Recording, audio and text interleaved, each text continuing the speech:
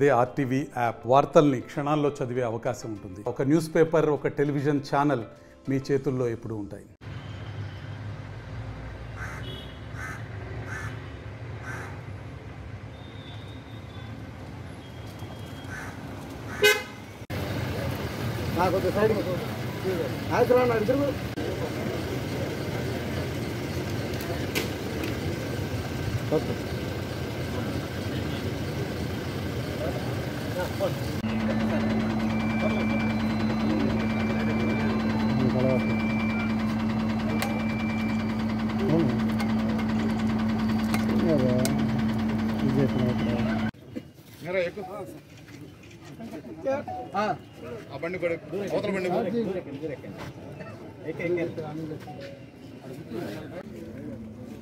వెనక్కి ఫోన్లు వస్తున్నాం.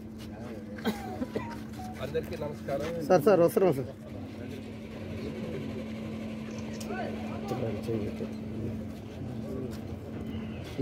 ఒక్క నిమిషం.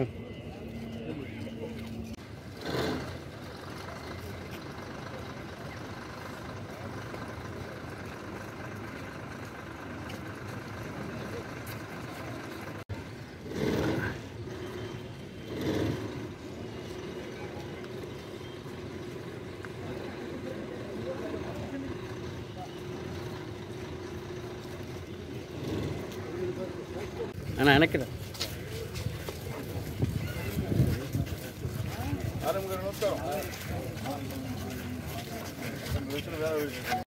సార్ ఆడే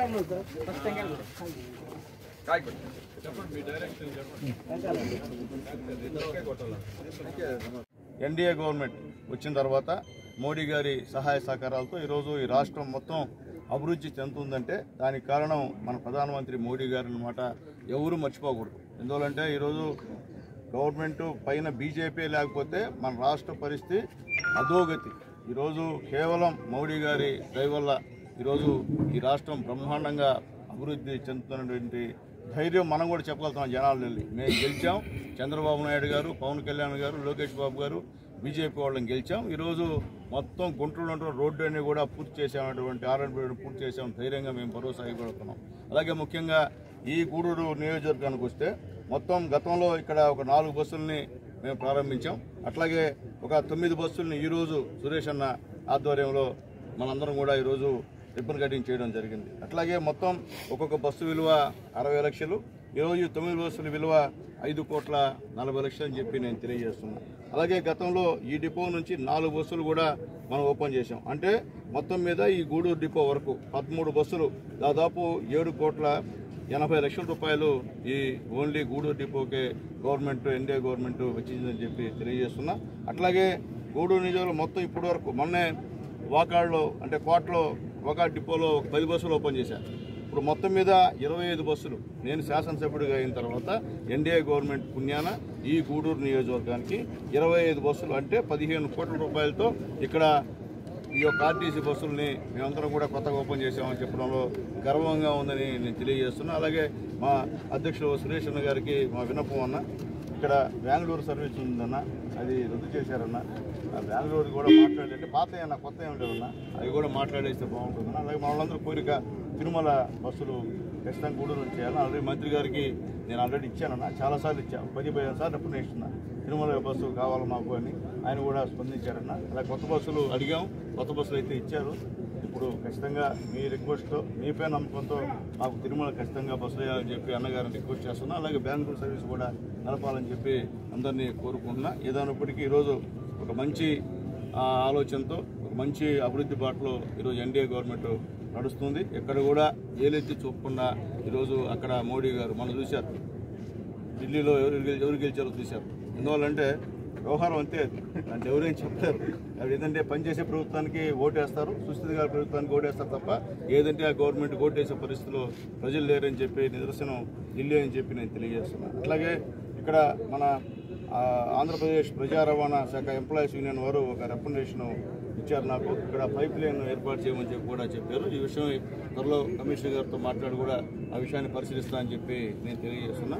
అట్లాగే ముఖ్యంగా వాళ్ళ కోరిక ఏంటంటే, అది మా కోరిక, గూడూరు కాన్స్టిట్యుయెన్సీ అందరి కోరిక, మా గూడూరుని నెల్లూరులో కలపని చెప్పి అందరూ అడుగుతున్నాం. అసెంబ్లీలో కూడా అడిగాం. ఎందుకు అడిగామని రోజు చెప్తున్నా. ముఖ్యమంత్రి గారు మాట ఇచ్చారు, లోకేష్ బాబు గారు మాట ఇచ్చారు, ఇద్దరు మాట ఇచ్చారు కాబట్టి నేను అసెంబ్లీలో అడగడం జరిగింది. త్వరలోనే ఖచ్చితంగా మన గూడూరుని నిధులు కలిపే విధంగా ప్రయత్నాలు అయితే ప్రారంభమవుతాయని చెప్పి నేను తెలియజేస్తున్నాను చెప్పి అందరూ కూడా తెలియజేస్తున్నా. అందరూ మధ్యలో ఉన్నటువంటి మాట అది నా ఒక్కడిది కాదు.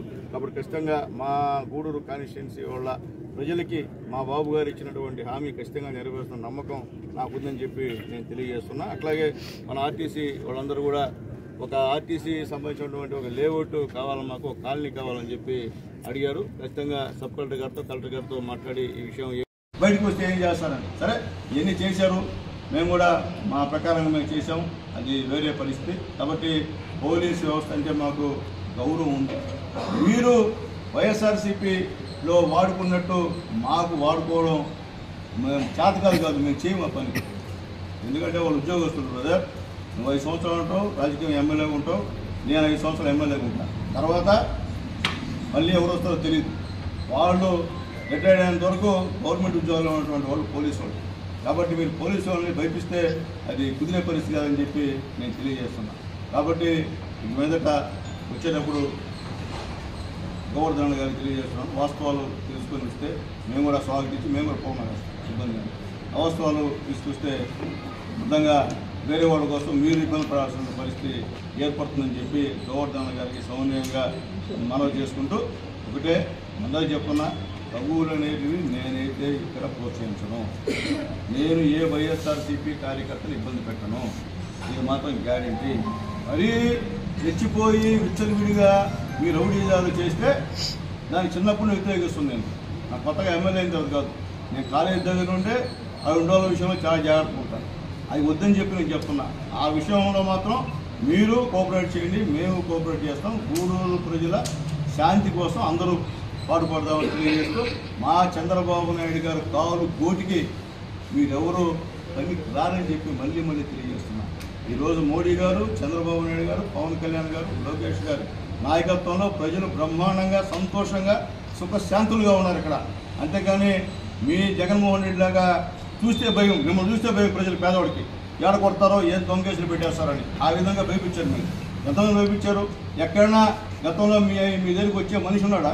ఈరోజు గూడూరులో మా తెలుగుదేశం పార్టీ ఎమ్మెల్యే పార్టీ ఆఫీసులో రోజు 100 మంది వచ్చి మమ్మల్ని కలిసి వెళ్తూ ఉన్నారు. ఎందుకంటే పని జరుగుతుందనే నమ్మకం ఉంది కాబట్టి మా దగ్గరికి వస్తున్నారు.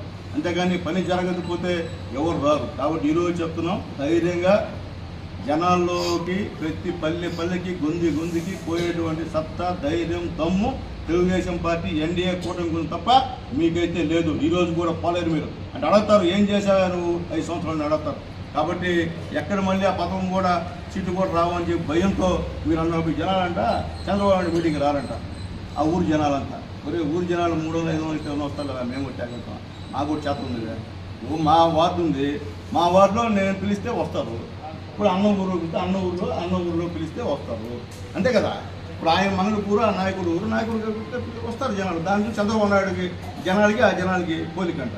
తెలుగుని మాట్లాడుతున్నారా, తెలుగు లేకుండా మాట్లాడతారో అర్థం కాని పరిస్థితి అని చెప్పి నేను తెలియజేస్తూ, దయచేసి ఇక మీదట ఇలాంటి మాటలు మాట్లాడద్దు చంద్రబాబు నాయుడు గురించి.